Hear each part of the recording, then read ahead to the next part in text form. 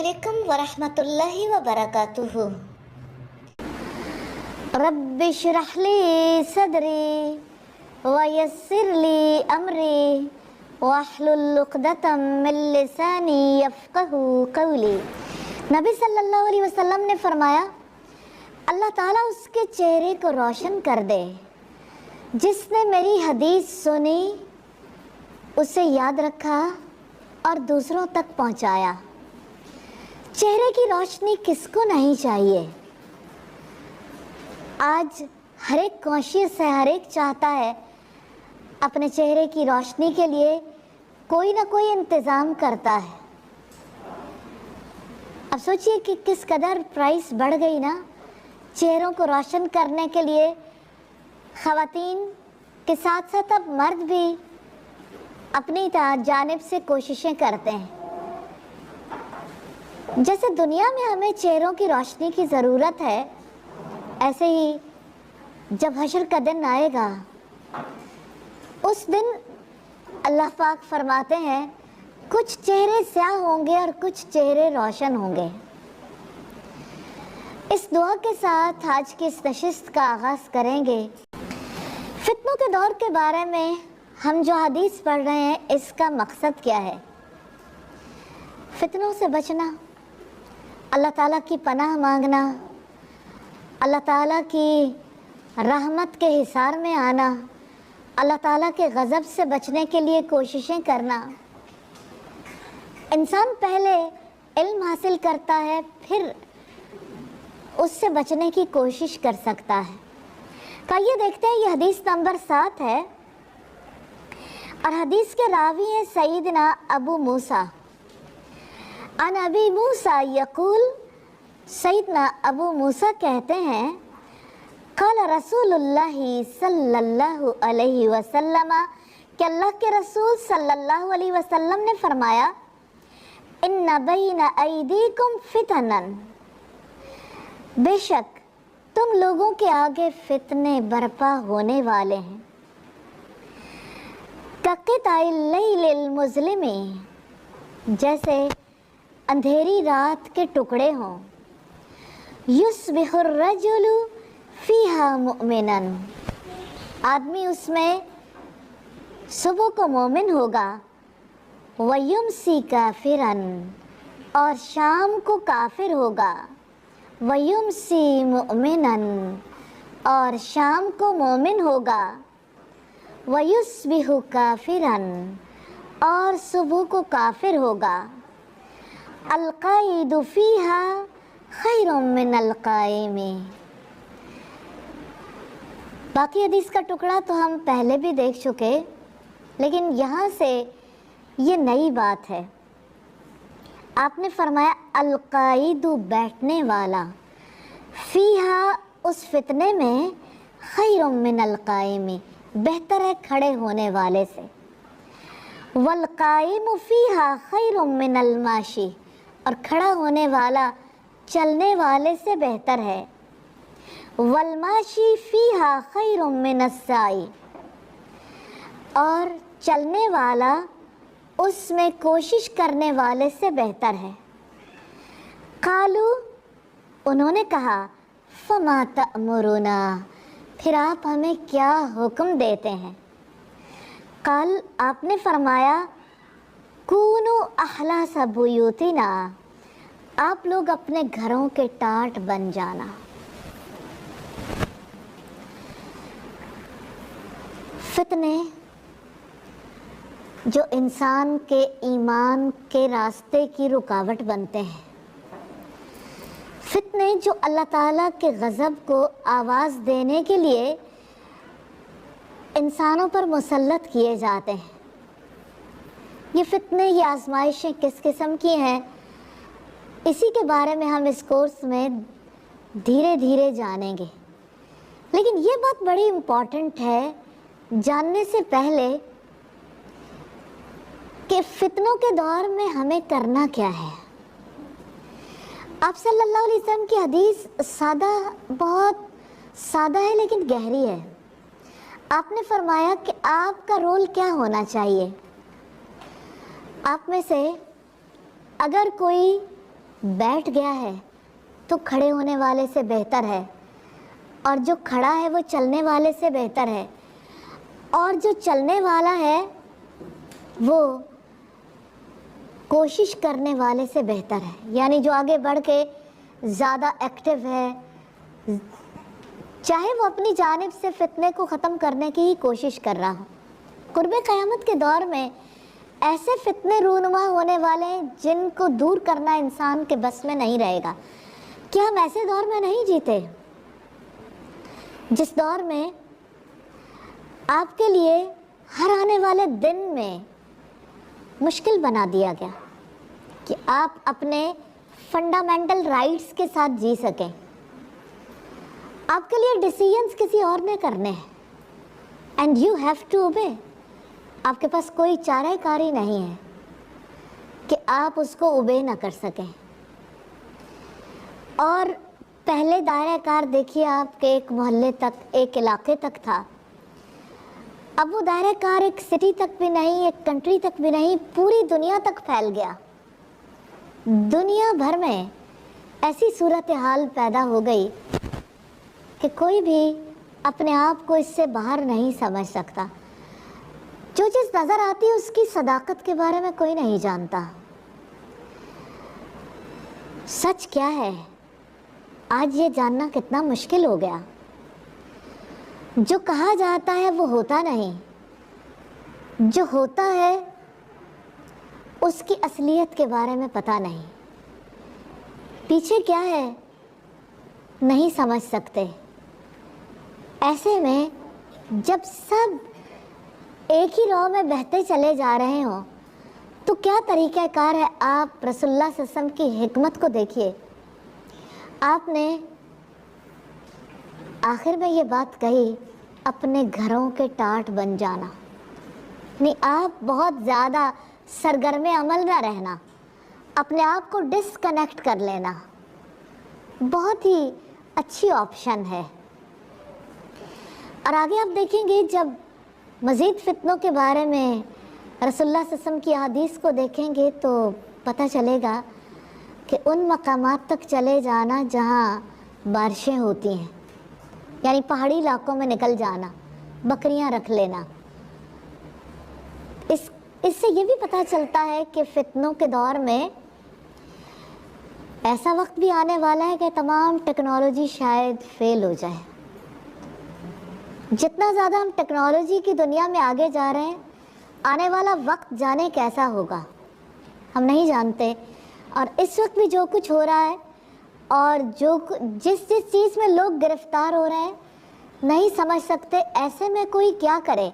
اپنے آپ کو بچا لے۔ اسلام ہمیں یہی سکھاتا ہے، قُوا أَنفُسَكُمْ وَأَهْلِيكُمْ نَارًا۔ سب سے پہلا فریضہ یہ ہے کہ آپ اپنے آپ کو، اپنے گھر والوں کو آگ سے بچا لو۔ تو میں آپ سے توقع رکھوں گی کہ آپ نبی صلی اللہ علیہ وسلم کی اس حدیث کو یاد رکھیں گے کہ فتنوں کے دور میں بیٹھنے والا کھڑے ہونے والے سے، کھڑے ہونے والا چلنے والے سے، چلنے والا اس میں کوشش کرنے والے سے بہتر ہے۔ الحمدللہ۔ اور آپ صلی اللہ علیہ وسلم نے یہ بتایا کہ آپ ایسے دور میں ہوں تو اپنے گھروں کے ٹاٹ بن جانا۔ آج کے دور میں جس فتنے کی طرف اشارہ کرنا چاہتی ہوں، ہم سب کا لائف سٹائل ایسا ہو گیا کہ سب گھروں سے باہر ہیں۔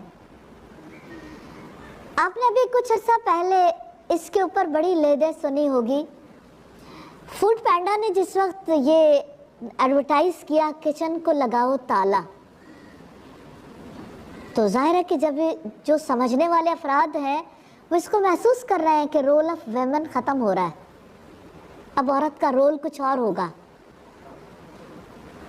کچن کو لگاؤ تالا میں نیچرلی جب عورت گھر سے باہر آئے گی، جب عورت بھی کام کرے گی تو اس کے لیے گھریلو ذمہ داریاں ادا کرنی مشکل ہو جائیں گی۔ ویسے تو بڑا ہی ایک کام کرنے والوں کو اچھا سلوگن لگتا ہے، لیکن وہ ہمکتی محبتیں اور وہ گھر کی فضا میں ملنے والا سکون اور راحت وہ بھی رخصت ہو جائے گی، اور ایسا ہو چکا۔ اگر عملاً آپ دیکھیں تو کتنی بڑی تعداد ہے. اگر آپ یہ دیکھنا چاہیں کہ اتنے تھوڑے سے عرصے میں کتنی بڑی چینج آئی، بظاہر تو صرف اتنا ہی ہے کہ سب لوگ کھانا کھا رہے ہیں، لیکن اس کھانے کے جو بدنوں پہ اثرات مرتب ہو رہے ہیں اور جیسے انسانوں کی صحت متاثر ہو رہی ہے، ابھی تو صرف اس لحاظ سے ہی لوگوں کو دکھتا ہے. لیکن یہ بیسیکلی کلچرل کلیش ہے، تہذیبی تصادم ہے، جہاں آپ کا رب آپ کو سکون کی زندگی کے لیے طریقہ کار بتاتا ہے، آپ کے رسول نے جو کچھ بتایا اس کے مقابلے میں یہ ایک الگ فلسفی آف لائف ہے. میں یہ سمجھتی ہوں کہ ابھی تو یہ بہت سادگی کے ساتھ کہی جانے والی ایک بات ہے جس کا سب گریجولی شکار ہوتے چلے جا رہے ہیں. گھر میں سادگی کے ساتھ جو کھانا بنایا جاتا ہے، کھلایا جاتا ہے، اس کے مقابلے میں پریزنٹیشن اچھی ہے، بنا بنایا کھانا آ گیا. آپ کو ممکن ہے کہ گھر کے مقابلے میں محنت بھی کم، یعنی اس میں محنت نہیں لگے گی، اور دوسری بات یہ ہے کہ ہو سکتا ہے کہ اس کی قیمت بھی آپ کے خود بنانے کے مقابلے میں کم ہو جائے، اور ایسا ہو چکا ہے. لیکن یہ ایک نئی تہذیب کی دستک ہے، اور یہ محض دستک نہیں ہے، یہ آنے والا دور ہے، قرب قیامت کا دور، جس میں بہت کچھ ہونے جا رہا ہے، اور ہم ایسے دور میں انٹر ہو چکے. بس مجھے تو اتنا ہی کہنا ہے کہ اللہ کے رسول صلی اللہ علیہ وسلم کی بات کو پلو سے باندھ لیں کہ اس میں کرنے والا کام کیا ہے. بہت سے لوگ ہیں جب بھی کوئی فتنہ ابھرتا ہے وہ کہتے ہیں اس میں ہمیں ضرور اپنا رول پلے کرنا چاہیے. کتنی چیزیں ہیں جس میں رول پلے کرنا اور زیادہ نقصان دہ ہو جاتا ہے. حالانکہ اپنی سوسائٹی کو ٹوٹ پھوٹ سے بچانے کے لیے اسٹرگل کرنا اپنی جگہ پہ ضروری ہے. آپ یہ بھی بات ذہن میں رکھیے کہ نبی صلی اللہ علیہ وسلم نے فرمایا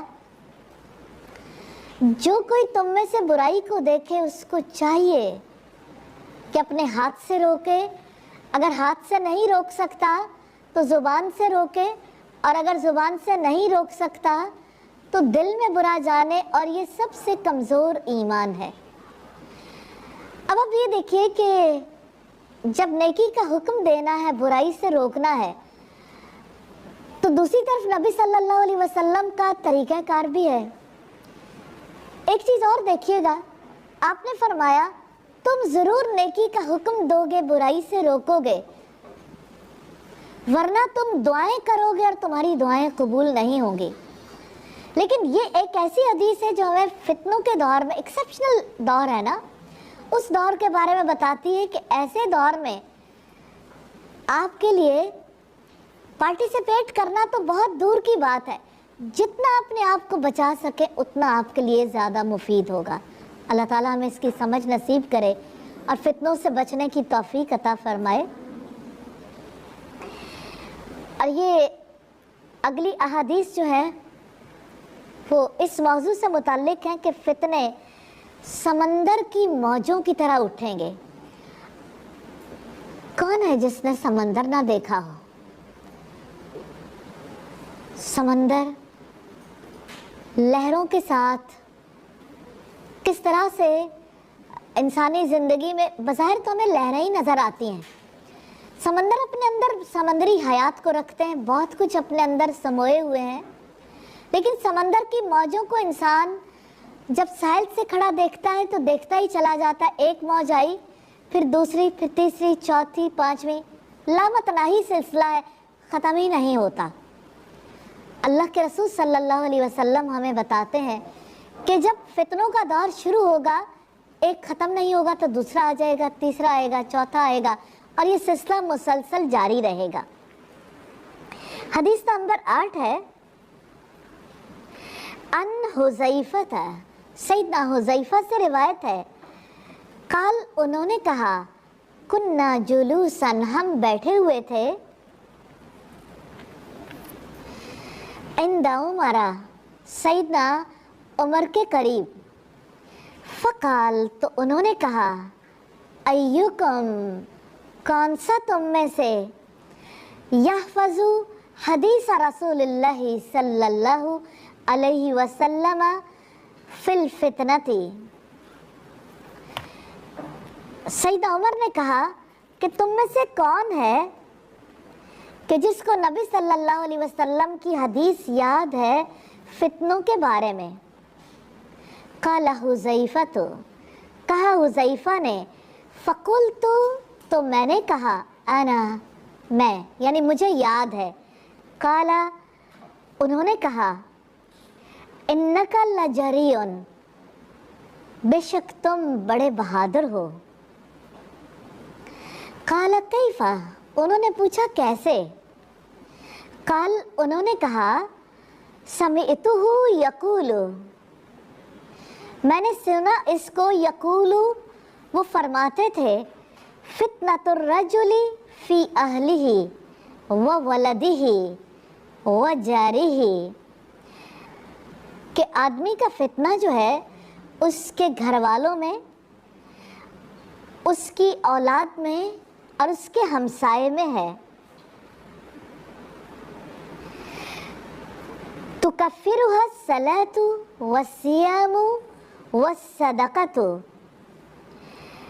उसको दूर कर देते हैं या उसका कफ़ारा बन जाते हैं नमाज, रोज़ा और सदका।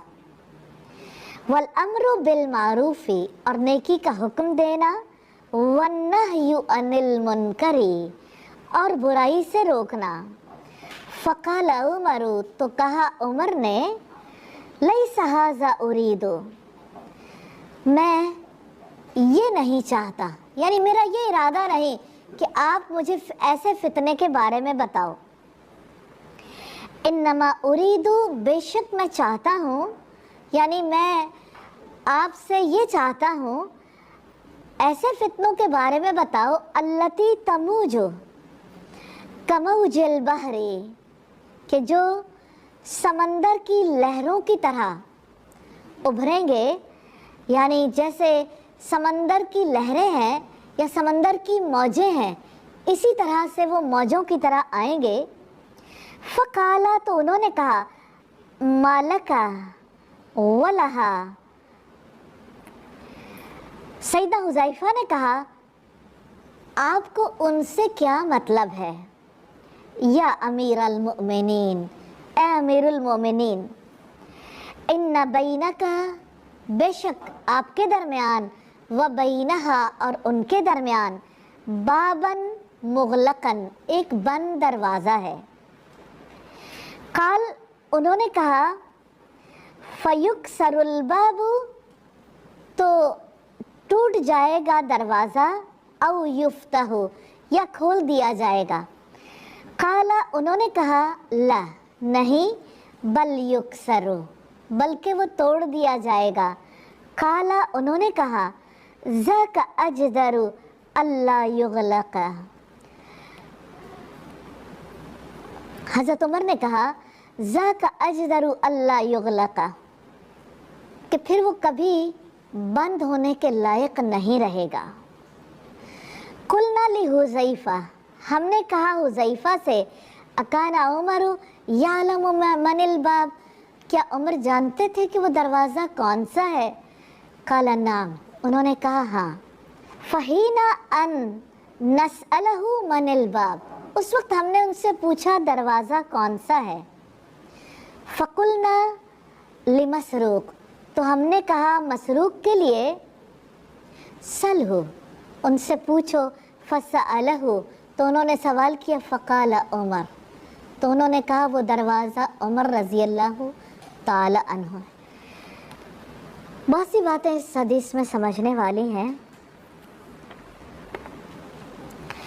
हदीस के हवाले से पहली बात यह है कि सैयदना उमर भी इससे दिलचस्पी रखते थे कि उन्हें पता चले कि नबी सल्लल्लाहु अलैहि वसल्लम ने ऐसे फितनों के बारे में क्या कहा है जो समंदर की मौजों की तरह उठेंगे। सैयदना हुज़ैफ़ा ने कहा कि फितनों के बारे में हदीस मैं जानता हूँ, और उन्होंने जनरली बताया कि आदमी के लिए उसके घर वाले, उसकी औलाद, उसका माल फितना है, जैसा कि कुरान हकीम में भी आता है। तो उस मौके पर सैयदना उमर ने कहा کہ میں ایسے فتنوں کے بارے میں نہیں چاہتا، میں تو یہ چاہتا ہوں آپ یہ بتاؤ کہ سمندر کی موجوں کی طرح کون سے فتنے آئیں گے۔ تو اس موقع پر حضرت حذیفہ نے کہا کہ آپ کو اس سے کیا مطلب، آپ کیوں پوچھتے ہو، کہ آپ کے لیے تو ایک دروازہ ہے جو بند ہے۔ حضرت عمر نے فرمایا وہ دروازہ ٹوٹ جائے گا کہ پھر کبھی بند نہیں ہو سکے گا یا کھل سکے گا؟ تو انہوں نے کہا نہیں، وہ ٹوٹ جائے گا۔ حضرت عمر نے کہا تو پھر کبھی بند ہونے کے لائق نہیں رہے گا۔ سیدنا عمر کی شہادت اسلام میں فتنوں کا دروازہ کھولنے والی تھی۔ پھر کبھی اسلام میں فتنے ختم نہیں ہوئے۔ اس دور سے فتنوں کا ایسا آغاز ہوا، آج تک جاری ہے۔ سیدنا عمر رضی اللہ تعالیٰ عنہ کی شہادت کی طرف اشارہ ہے کہ ایک بار وہ دروازہ ٹوٹ گیا، پھر کبھی وہ دروازہ بند نہیں ہو سکے گا۔ اس سے مراد فتنوں کی آمد ایسی شروع ہوگی کہ پھر ختم نہیں ہوگی۔ سیدنا عمر شہید ہوئے، سیدنا عثمان شہید ہوئے۔ خارجیوں نے کس طرح سے سیدنا عثمان کے بارے میں ایک پوری پروپیگنڈا مہم چلائی تھی، اور کس طرح سے نبی صلی اللہ علیہ وسلم کے داماد دو بیٹیوں کے شوہر تھے، اور کیسے انہوں نے اسلام کے لیے بڑی بڑی خدمات انجام دی تھیں۔ سیدنا عثمان غنی نے جو کنواں خرید کر مسلمانوں کے لیے وقف کیا تھا جب مدینہ میں پانی میسر نہیں تھا، کس طرح سے سیدنا عثمان نے غزوہ تبوک کے موقع پر اتنے اونٹ اور اتنا مال پیش کیا۔ آپ صلی اللہ علیہ وسلم کی گود میں لا کے جب انہوں نے دینار ڈالے تو آپ صلی اللہ علیہ وسلم انہیں الٹتے پلٹتے جاتے تھے، اور آپ کہتے جاتے تھے آج کے بعد عثمان کا کوئی گناہ اسے نقصان نہیں دے گا۔ یعنی اتنی بڑی نیکیاں حضرت عثمان رضی اللہ تعالیٰ عنہ نے کی۔ حضرت عثمان رضی اللہ تعالیٰ عنہ کے بارے میں بہت سی پیشین گوئیاں احادیث میں موجود تھیں، ان کی شہادت کے بارے میں بھی اور یہ بھی کہ وہ حق پر ہوں گے۔ عجیب بات ہے، استنبول کے میوزیم میں وہ قرآن موجود ہے جس پر حضرت عثمان کی شہادت کے وقت جو لہو کے چھینٹے پڑے تھے آج بھی وہ پریزرو ہے، اور جن الفاظ پر وہ چھینٹے پڑے فَسَيَكْفِيكَهُمُ اللَّهُ، اللہ تعالیٰ آپ کو ان کے مقابلے میں کافی ہو جائے گا آپ کے لیے۔ سیدنا عثمان شہید ہوئے، پھر فتنہ اور آگے بڑھ گیا، پھر سیدنا علی کی شہادت، اور پھر اس کے بعد کبھی یہ سلسلہ ختم نہیں ہو سکا۔ کس طرح نواسے رسول کو شہید کیا گیا، نبی صلی اللہ علیہ وسلم کے دو نواسے کس طرح سے دنیا سے رخصت ہوئے، اور کس طرح پھر لوگوں کے اندر اسلام سے دوری کے سلسلے پیدا ہونے شروع ہو گئے، اور تب کا دور مختلف تھا۔ آج تو ایسا دور ہے جہاں لوگ اللہ تعالیٰ کی پہچان بھول گئے، اپنے رسول کو بھول گئے، جہاں لوگ اپنے دین کو بھول گئے۔ میں بڑی دیندار خواتین کو بھی دیکھتی ہوں، جہاں کہیں اسلام کے بارے میں کچھ جاننا ہو، اور جہاں کہیں ایسے معاملات میں کہ اللہ تعالیٰ اور اس کے رسول کا اس بارے میں کیا حکم ہے، تو گوگل سے سرچ کریں گے، نو ڈاؤٹ کہ ایک سرچ انجن ہے، اس سے آپ کوئی بھی چیز سرچ کر سکتے ہیں، لیکن سرچ کرتے ہوئے کتاب اللہ نہیں، سنت رسول نہیں۔ آپ کی زندگی ہے نا، کیا ہمیں اللہ کے رسول صلی اللہ علیہ وسلم نے نہیں بتایا؟ ترکت فیکم امرین، میں تم میں دو چیزیں چھوڑے جا رہا ہوں، ان کو مضبوطی سے تھامے رہو گے کبھی گمراہ نہیں ہوگے۔ کتاب اللہ و سنتی، اللہ کی کتاب اور میری سنت۔ آپ اپنی زندگی میں بھی ضرور دیکھیے، آپ جب جائزہ لیں گے تو آپ کو پتہ چلے گا کہ آپ کی زندگی میں جب بھی آپ کو کوئی ڈیسیژن کرنا ہے، آپ نے کوئی کام کرنا ہے، آپ اللہ تعالیٰ کے احکامات کو، سنت کو سامنے رکھتے ہیں، یا خود ڈیسیژن کرتے ہیں اس علم کی بنیاد پر جو علم اللہ تعالیٰ کی وحی پر مبنی نہیں ہے، اور ان لوگوں کی معلومات کی بنیاد پر جن لوگوں کی معلومات کی بیس قرآن اور سنت نہیں ہے۔ دیکھیں، ہو سکتا ہے کسی نے قرآن کا علم حاصل کیا ہو، حدیث کا علم حاصل کیا ہو، لیکن اس کے باوجود یعنی اپنی زندگی کے فیصلوں کے بارے میں، اپنی زندگی کے فیصلوں کے بارے میں کبھی قرآن و سنت سے رجوع نہ کیا ہو۔ اور میں خصوصی طور پر کہنا چاہتی ہوں، مائیں بچوں کی پرورش کرتی ہیں، ان کی تربیت کرتی ہیں۔ ماں تربیت کرنا کہاں سے سیکھتی ہے؟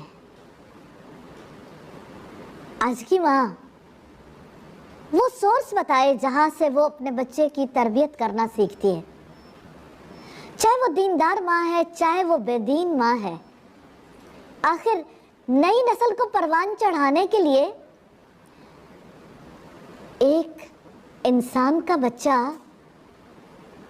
اپنی مرضی رکھتا ہے، مزاج رکھتا ہے، علم کے بغیر، لاجک کے بغیر وہ مانتا نہیں ہے۔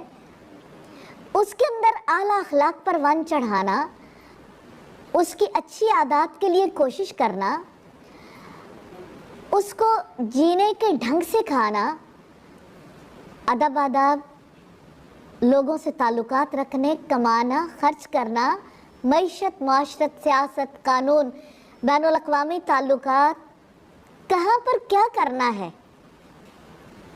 ماں باپ کی ذمہ داری ختم تو نہیں ہوتی۔ مجھے یہ بتائیے کہ ماں باپ کہاں سے علم حاصل کرتے ہیں؟ ہر ایک نے یہ سمجھ لیا، دو چیزیں ایسی ہیں ہماری سوسائٹی میں بہت انفارچونیٹ ہے۔ آپ اپنی بچی کی شادی کرتے ہیں، شادی کرنے سے پہلے بچی کو گھر بسانا سکھاتے ہیں؟ کیا اسے واقعتاً ماں باپ یہ سکھا کے بھیجتے ہیں کہ اسے اپنے شوہر سے، اپنے ان لاز سے کیسا تعلق رکھنا ہے، اب اس کی کیا ذمہ داریاں ہیں، اب اس نے اپنے میکے والوں سے کیسا تعلق رکھنا ہے؟ تو ہم ایسے دور میں ہیں جہاں ایسی نسل پروان چڑھ رہی ہے جس نسل کو اپنے خدا کا پتہ نہیں ہے،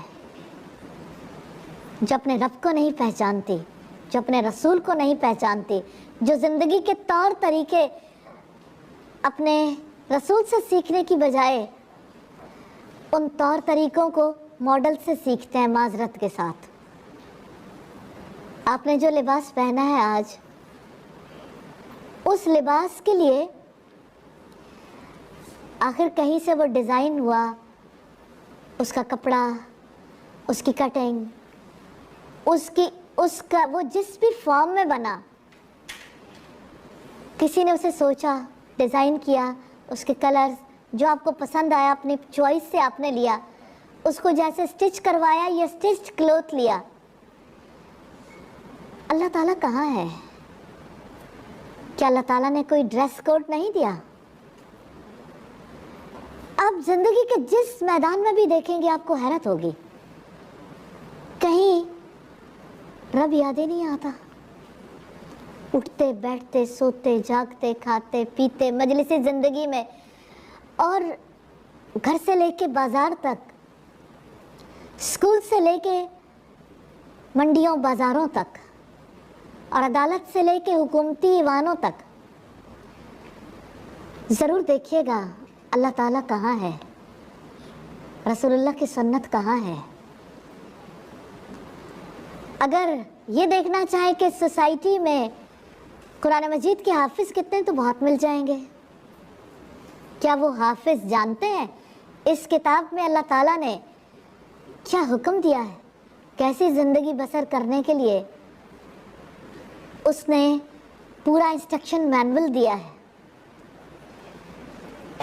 اس سوسائٹی میں شاید نازل قرآن پڑھنے والے بھی آپ کو مل جائیں، اگرچہ ان کی تعداد بہت کم ہو گئی، اور ہر آنے والے دن میں ہم ایسے فتنوں میں مبتلا ہوتے چلے جا رہے ہیں جہاں کچھ اور ہو یا نہ ہو، کم از کم قرآن پڑھانے والوں کے بارے میں جو اس وقت سوسائٹی کے اندر امیج دیا جا رہا ہے، اس کے بعد وہ کون سا فرد ہے جو دل گردہ رکھے گا کہ اپنے بچے کو قرآن پڑھا لے، اپنے بچے کو کسی قرآن پڑھنے والے کے پاس بھیج دے؟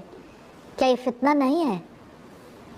میں یہ نہیں کہتی کہ قرآن پڑھانے والوں کے اندر غلطیاں نہیں ہیں، لیکن ہر چیز کے اینڈ ریزلٹ سے اسے دیکھیے کہ کوئی کیمپین، کوئی موومنٹ ہمیں کدھر لے کے جا رہی ہے۔ ہر موومنٹ ہمیں اس طرف آخر کیوں لے کے جا رہی ہے جہاں سے رب نے ناراض ہونا ہے؟ یہی فتنے ہیں، انہی فتنوں سے بچنے کی ضرورت ہے۔ اور بچاؤ کا طریقہ ایک تو وہ جو اللہ کے رسول صلی اللہ علیہ وسلم نے بتایا کہ آپ فتنوں میں ایکٹیو نہ ہو، اپنے آپ کو ڈسکنیکٹ کر لیں، اپنے آپ کو پیچھے لے جائیں کہ آپ کا فتنوں میں کوئی رول نہ ہو۔ دوسری بات یہ ہے کہ فتنوں کے دور میں اپنے آپ کو اور اپنے گھر والوں کو بچانے کے لیے اللہ تعالیٰ کی کتاب کو تھامنا ضروری ہے۔ نبی صلی اللہ علیہ وسلم نے فرمایا، یہ قرآن اللہ کی رسی ہے جس کا ایک سرا بندے کے ہاتھ میں ہے اور دوسرا سرا رب کے ہاتھ میں۔ تو آپ دیکھیں، آپ کو کسی سہارے کی تو ضرورت ہے نا، عارضی سہاروں کی طرف کیوں بھاگتے ہیں؟ اللہ کی رسی کو تھام لیں۔ جو اللہ کی رسی کو تھامنے والا ہے، اس اللہ کی رسی کو تھام کر انشاءاللہ اللہ تعالیٰ کی رحمت کا مستحق ضرور ہو جائے گا۔ فتنے گرمی کی ہواؤں کی طرح ہوں گے۔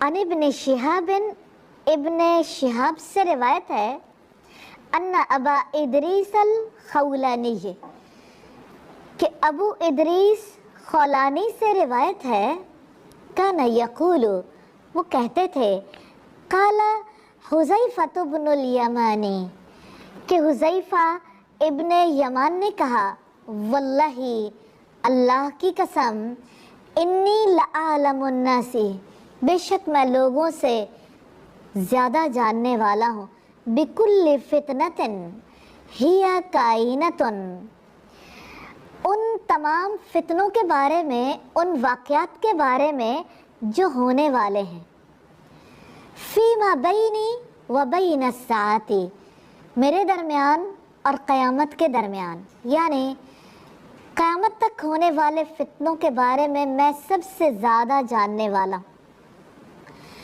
وما بی الا ان یکون رسول اللہ صلی اللہ علیہ وسلم اسر الی فی ذلک شیئا، اور مجھے ان فتنوں کے بارے میں بتانے سے یہی بات مانے ہے کہ رسول اللہ نے کچھ راز کی باتیں مجھے بتائیں، انہوں نے میرے علاوہ اس کا کسی سے تذکرہ نہیں کیا، ولیکن رسول اللہ صلی اللہ علیہ وسلم قال، لیکن رسول اللہ صلی اللہ علیہ وسلم نے فرمایا، وَهُوَ يُحَدِّثُ مَجْلِسًا أَنَا فِيهِ عَنِ الْفِتَنِ، فتنوں کے بارے میں آپ نے ارشاد فرمایا اس حال میں کہ آپ ایک مجلس میں تھے جس میں میں بھی موجود تھا۔ فقال رسول اللہ صلی اللہ علیہ وسلم، تو رسول اللہ صلی اللہ علیہ وسلم نے فرمایا، وَهُوَ يَعُدُّ الْفِتَنَ، اور آپ شمار کر رہے تھے فتنوں کو، مِنْهُنَّ ثَلَاثٌ، ان میں سے 3 ایسے ہیں، لا یکدن یذرن شیئا، جو کسی چیز کو نہیں چھوڑیں گے، وَمِنْهُنَّ فِتَنٌ، اور ان میں سے فتنے ہیں، کَرِیَاحِ الصَّیْفِ، گرمی کی ہواؤں کی طرح ہیں، مِنْہَا صِغَارٌ، उनमें से कुछ छोटे हैं, वमिन्हा किबर, और उनमें से कुछ बड़े हैं। काला हुज़ैफ़ा तो कहा हुज़ैफ़ा ने, फ़ज़हबा उलैका रहतु कुल्लुहुम गैरी। हुज़ैफ़ा रज़ी अल्लाह ताला अन्हु ने कहा, मेरे अलावा बाकी सब लोग, यानी सारी मजलिस के लोग जिनके सामने रसूलुल्लाह ने बताया था, अब इस दुनिया से रुखसत हो चुके हैं। आपसे सवाल करना चाहती हूँ, गर्मी की हवा कैसे होती है? बहुत शिद्दत की लू चल रही हो तो क्या इफ़ेक्ट होता है इंसानों पर? लू लग जाती है ना, बहुत प्यास लगती है, लू लग जाती है, लोग बेहोश हो जाते हैं। जब लू लगती है तो समटाइम्स कुछ लोगों की नक्सीर फूटती है। जब लू लगती है ना तो ड्राइनेस बहुत हो जाती है और उसकी वजह से नाक के अंदर और फिर इसी तरह से इंसान के होंठ फटने शुरू हो जाते हैं। और लू लगने की वजह से लोगों का बीपी लो होना शुरू हो जाता है। लू की वजह से और भी बहुत से असरात होते हैं। तो गर्मी की शदीद हवा जो होती है वो इंसानों को नॉर्मल नहीं रहने देती, इंसान उससे मुतासिर होते हैं। ऐसा नहीं होता कि जो लोग गर्मी की हवा को बर्दाश्त करें वो नॉर्मल रह जाएं। तो ये फितने जब आएंगे ना, अल्लाह के रसूल सल्लल्लाहु अलैहि वसल्लम ने ये समझाया है कि जिस वक्त फितने आएंगे वो गर्मी की हवाओं की तरह होंगे, यानी इन फितनों के असरात सब पर मुरतब होंगे। जैसे लू लगती है तो सब लोग गर्मी की शिद्दत से तड़प उठते हैं। अभी पिछले दिनों में जब टेम्परेचर कुछ इलाकों में 50-51 तक चला गया तो लोगों ने उसके लिए खुसूसी दुआएं करनी शुरू की, और यकीनन अल्लाह ताला पर यकीन रखने वाले उसी से दुआएं करते हैं। शिद्दत की गर्मी में किस तरह से चिड़ियाँ, बहुत से परिंदे मरने शुरू हो गए, जानवरों पर भी उसके असरात मुरतब हुए। और जो लोग जानवरों से बहुत मोहब्बत रखते हैं उन्होंने, कितने लोगों ने ये पोस्टें लगाई कि आप अपनी छतों पर पानी रख दें, हो सकता है किसी परिंदे की हेल्प हो जाए। तो कहने का मतलब यह है कि गर्मी की शिद्दत जानवरों, इंसानों, परिंदों, फसलों, हर एक चीज़ पर असरअंदाज होती है। इसी तरह से जब फितने आएंगे, आप सल्लल्लाहु अलैहि वसल्लम ने ये इरशाद फरमाया कि फितने असरअंदाज होंगे। दरअसल नबी सल्लल्लाहु अलैहि वसल्लम ने यही इरशाद फरमाया, 3 ऐसे फितने होंगे जो किसी चीज़ को नहीं छोड़ेंगे। 3 ऐसे फितने जो किसी चीज़ को नहीं छोड़ेंगे। अब आप सल्लल्लाहु अलैहि वसल्लम ने उसकी वजाहत नहीं की, लेकिन ये ज़रूर बताया कि इनमें से कुछ छोटे होंगे, कुछ बड़े होंगे। हाँ, गर्मी की हवा की तरह होंगे, यानी लू की तरह होंगे, बादे समूम की तरह। अल्लाहु अकबर। अल्लाह ताला से दुआ है हम सबको फितनों से बचा ले। फितनों से आगाही ज़रूरी है कि किस मौके पर किस को क्या करना चाहिए, और तर्ज़ अमली देख रहे हैं हम कि फितनों के दौर के लिए नबी सल्लल्लाहु अलैहि वसल्लम ने क्या तलकीन की है। और अगली चीज़ जो हम देखेंगे, सहाबा फितनों के दौर को पहचानते थे। हदीस नंबर 10 है, अन सुलैमान समिअतु, सैयदना सुलेमान कहते हैं उन्होंने सुना अबू वाइल से, काल उन्होंने कहा, कीला ली उसामा था कि उसामा से कहा गया, अला तुकल्लिमु हाज़ा, कि आप सैयदना उस्मान बिन अफ़्फ़ान से गुफ्तगू क्यों नहीं करते। काल उन्होंने कहा, कद कल्लमतुहु मादूना अन अफ्तह बाबन अकूनु अव्वल मन यफ्तहुहु, कि आप मुसलमानों की शिकायत का ख्याल रखें। उन्होंने कहा कि मैंने खलवत में उनसे गुफ्तगू की है, लेकिन फितने के दरवाजे को खोले बगैर कि इस तरह के मैं सबसे पहले इस दरवाजे को खोलने वाला हूँगा।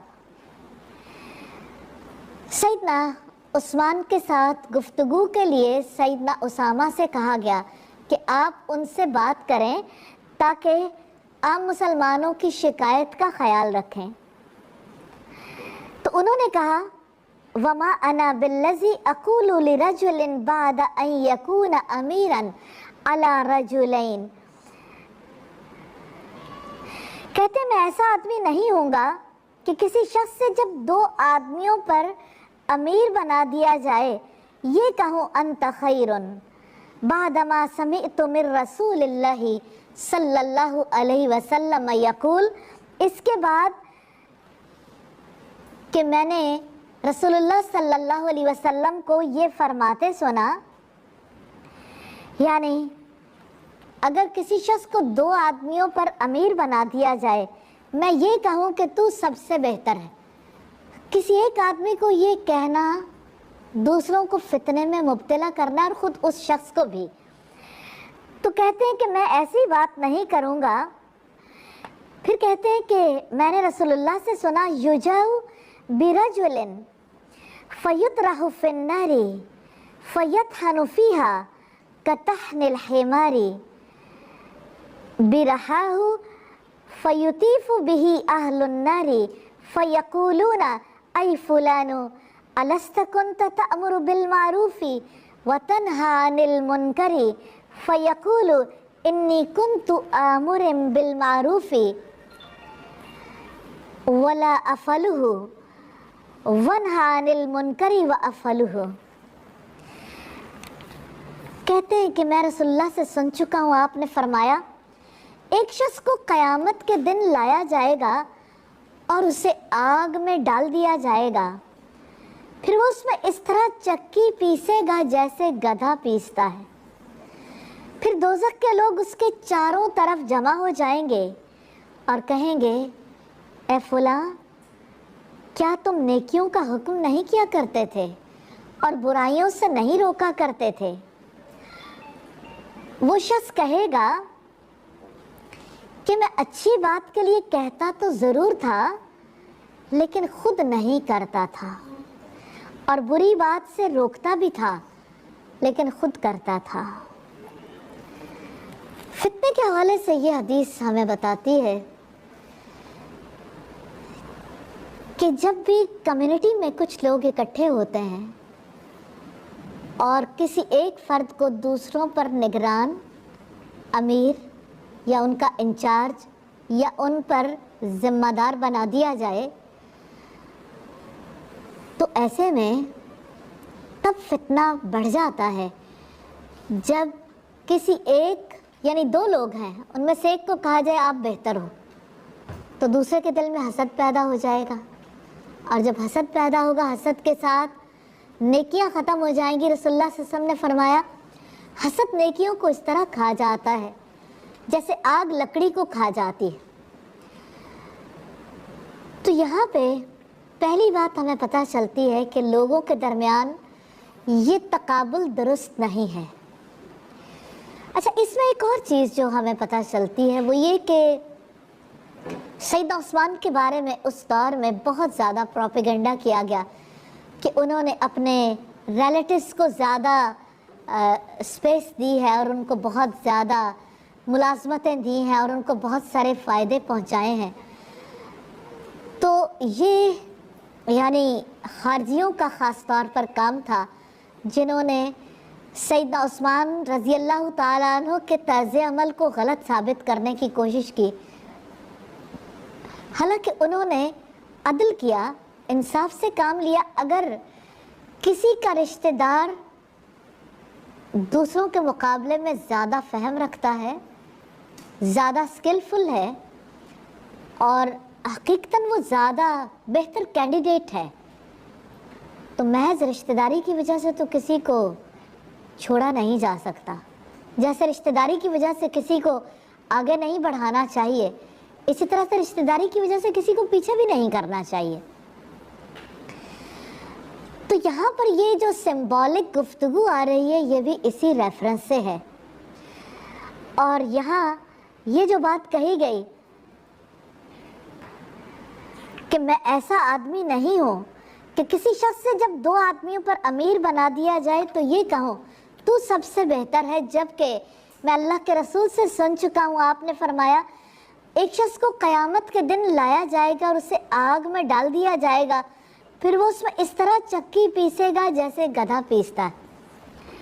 پھر دوزخ کے لوگ اس کے چاروں طرف جمع ہو جائیں گے اور کہیں گے اے فلاں، کیا تم نیکیوں کا حکم نہیں کیا کرتے تھے، برائیوں سے نہیں روکتے تھے؟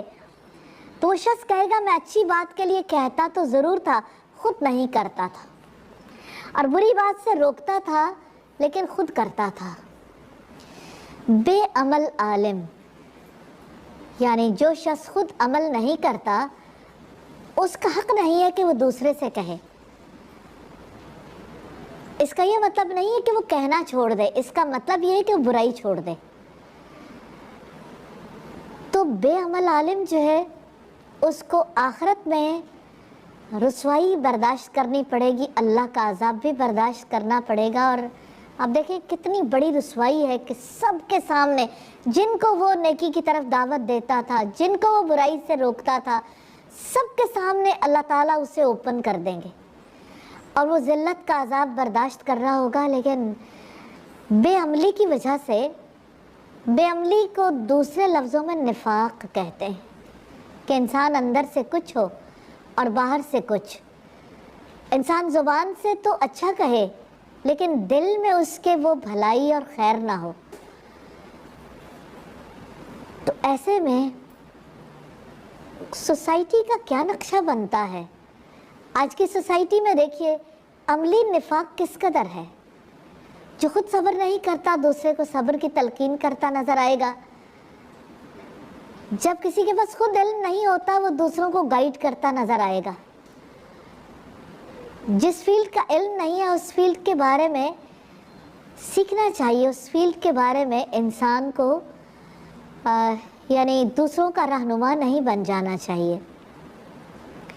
اور جہاں تک نیکی کی باتوں کا تعلق ہے، کتنے ہی لوگ ہیں جو خود ایک کام نہیں کر رہے ہوتے اور دوسروں سے کہہ رہے ہوتے ہیں۔ حضرت عثمان اس بے عملی سے بچنا چاہتے تھے اور نبی صلی اللہ علیہ وسلم سے جو بات صحابہ کرام سنتے تھے اس پر عمل کرنے کی پوری کوشش کرتے تھے۔ آج یہ وقت ہے کہ ہم اپنا جائزہ لیں۔ ہمیں سے ہر ایک کو ایک ایک بات کی طرف توجہ کرنے کی ضرورت ہے۔ میں 5 چیزوں پر غور کرنے کی خصوصی دعوت دینا چاہتی ہوں۔ ایک تو صدق، سچائی، اور سچائی کے مقابلے میں جھوٹ ہے۔ اپنی زندگی سے جب تک آپ جھوٹ کو نہیں نکالیں گے اس وقت تک کوئی خیر، کوئی بھلائی، کوئی نیکی اندر جم نہیں پائے گی، کیونکہ ام الخبائث کبیرہ گناہ ہے۔ اسی طرح سے امانت، امانت کا مطلب ہے جیسے ہم نے پیچھے دیکھا ایک حدیث میں راز کی بات کہ رسول اللہ نے میرے علاوہ کسی سے نہیں کی، اس وجہ سے میں حدیث بیان کرتے ہوئے ڈرتا ہوں کہ جب اللہ کے رسول نے نہیں بتائی تو میں کس طرح سے لوگوں کے سامنے اس کا اظہار کر دوں۔ راز بھی امانت ہے۔ کسی کے پاس مال رکھوایا جائے وہ پورا ادا کرنے کا پابند ہے، اس کے پاس امانت ہے۔ بچے بھی ماؤں اور باپوں کے پاس امانت ہے، اور انسان کو جو قوتیں صلاحیتیں دی گئیں وہ بھی امانت ہے۔ حساب ہوگا نا، ان السمع والبصر والفؤاد کل اولئک کان عنہ مسئولا، بے شک کان، آنکھیں اور دل، ان کے بارے میں سوال کیا جائے گا کہ میں نے جب عطا کیا تھا آپ نے اس کو کیسے استعمال کیا، جو آپ کو ملا آپ نے اس کے بارے میں کیسا رویہ رکھا۔ اسی طرح سے انسان کی ذمہ داریاں بھی امانت ہیں۔ اور دیکھیں کتنے ہی لوگ ہیں جو آفیسز میں جاتے ہیں، ڈیوٹی پہ جاتے ہیں، لیکن وہ سمجھتے ہیں کہ صرف وقت لگانا ضروری ہے، گپ شپ میں وقت گزار دیں گے، اور اس وقت کے بارے میں اپنے آپ کو اکاؤنٹیبل نہیں سمجھتے، جواب دہ نہیں سمجھتے۔ انسان صرف خانہ پوری والے کام کر لے تب بھی نہیں بچے گا، اپنے کاموں میں وہ کوالٹی لانے کا پابند ہے جو مطلوب ہے۔ اپنے اس وقت کے حوالے سے جس کی شاید وہ تنخواہ بھی لے رہا ہے، اور اس وقت کے حوالے سے جس کی شاید دنیا والوں سے تو تنخواہ نہیں لے رہا، لیکن اس نے یہ وقت اللہ تعالیٰ کے لیے ڈیڈیکیٹ کیا ہے، اس وقت کے بارے میں جان لیجئے کہ وہ ذمہ داری ہے، وہ بھی امانت ہے۔ اور جب انسان اپنی ذمہ داری کو یا مال کو پورے طور پر ادا نہیں کرتا، یا بچوں کی اچھے طریقے سے تربیت نہیں کرتا، یا اسی طرح سے جو بھی راز کی باتیں ان کو رکھ نہیں پاتا، تو یہ سب کچھ امانت میں خیانت ہے۔ اب دیکھیں، نظر بھی تو خیانت کرتی ہے۔ جب نظر وہ چیز دیکھتی ہے جس کو دیکھنے سے روکا گیا، کتنی چیزیں ہیں جو ان آنکھوں سے دیکھتے ہیں جن کو دیکھنا منع کر دیا گیا، اور اس میں ہمارے لیے خیر اور بھلائی ہے۔ اللہ تعالیٰ نظروں کی خیانت کو جانتے ہیں۔ نظر کب اٹھتی ہے، کب جھکتی ہے، اللہ تعالیٰ نے اس کا حساب لینا ہے۔ تو آپ دیکھیں کہ دل بھی خیانت کرتے ہیں۔ جب دل کے اندر آپ وہ چیز رکھنا چاہتے ہیں جس چیز کو رکھنا گناہ ہے، کیا بدگمانی گناہ نہیں ہے؟ کیا بغض رکھنا گناہ نہیں ہے؟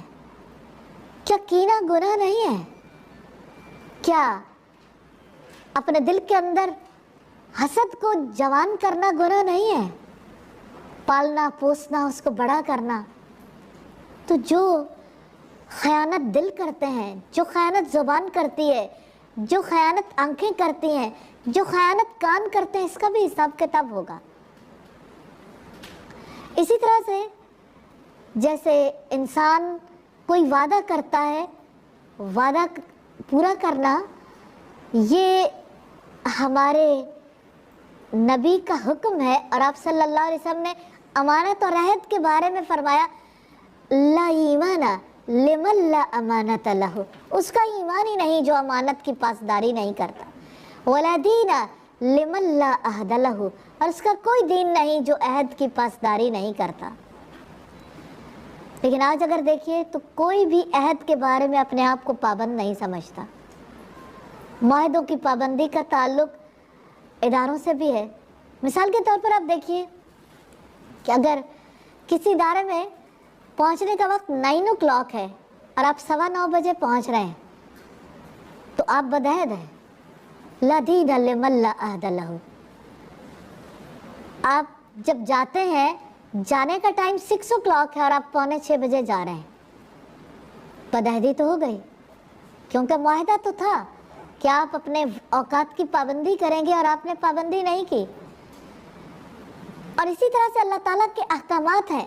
ایز اے مسلم ہم باؤنڈ ہیں اللہ تعالیٰ کا حکم ماننے کے لیے، لیکن جب یہ سوال اٹھتا ہے کہ اللہ تعالیٰ نے یہ حکم کیوں دیا، اور اس حکم کے بارے میں دل قبول نہیں کرتا، تو کیا یہ اللہ تعالیٰ سے بدعہدی، بے وفائی نہیں ہے، اس کی نافرمانی نہیں ہے؟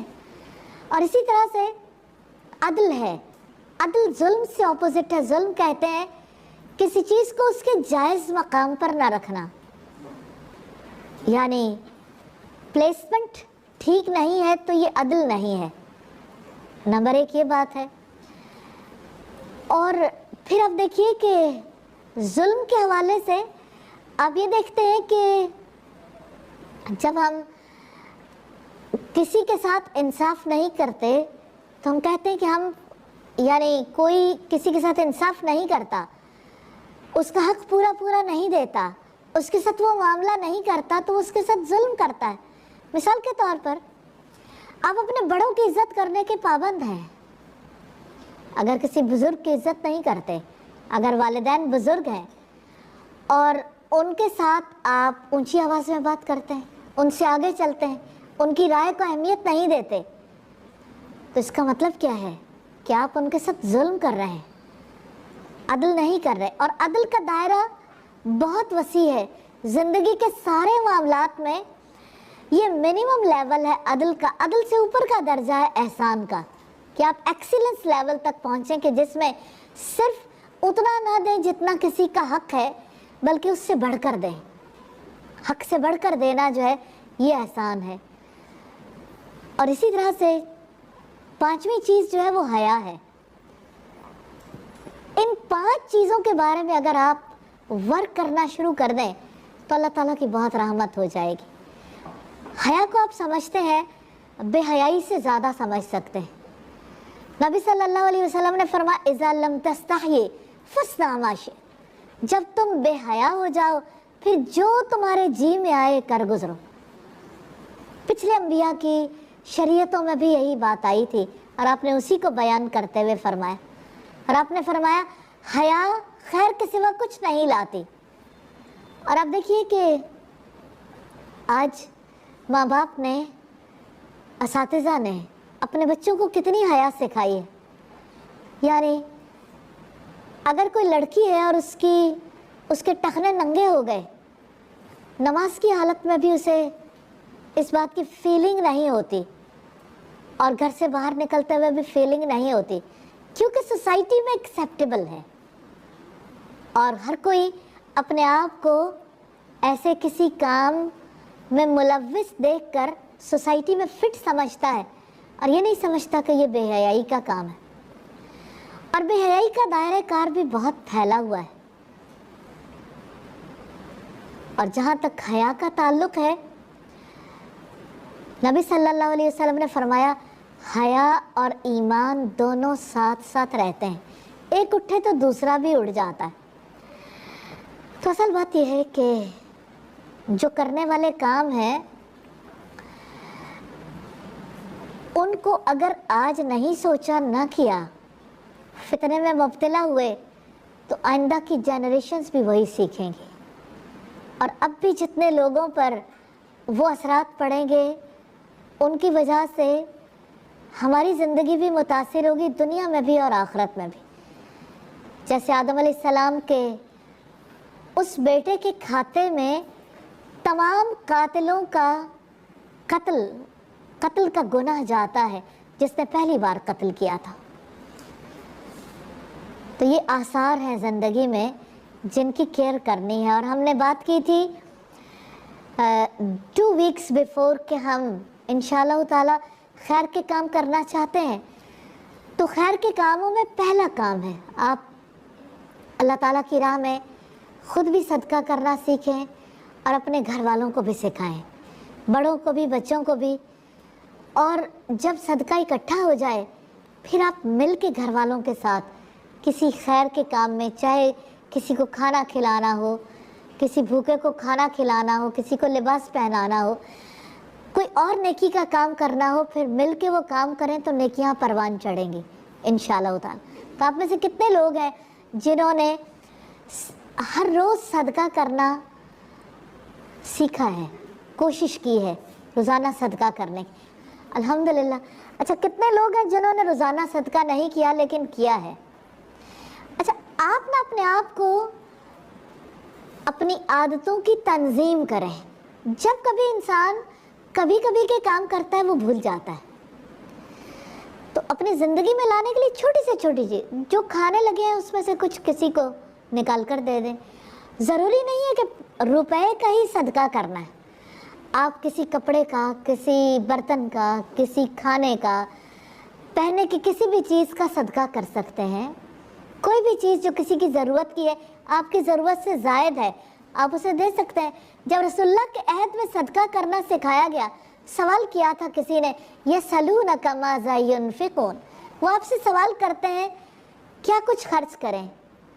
تو آپ صلی اللہ علیہ وسلم کو اور تمام مسلمانوں کو جواب دیا گیا قل العفو، کہہ دو جو ضرورت سے زائد ہو. تو کتنا اچھا ہے نا کہ آپ کی ضرورت سے کچھ زائد ہے دے دیں. جمع کرنا یعنی کھانا ہے، آپ اسے رکھ لیں گے کہ پھر کھا لیں گے. آپ اگر پھل ہے یا اسی طرح سبزی ہے یا اسی طرح اور دیگر چیزیں ہیں تو اس کو جمع کرنے کی بجائے خرچ کرنا سیکھیں گے تو آپ دیکھیں گے کہ آپ کے دل میں نیکی کی گنجائش پیدا ہو رہی ہے، آپ کا رجحان نیکیوں کی طرف بڑھ رہا ہے.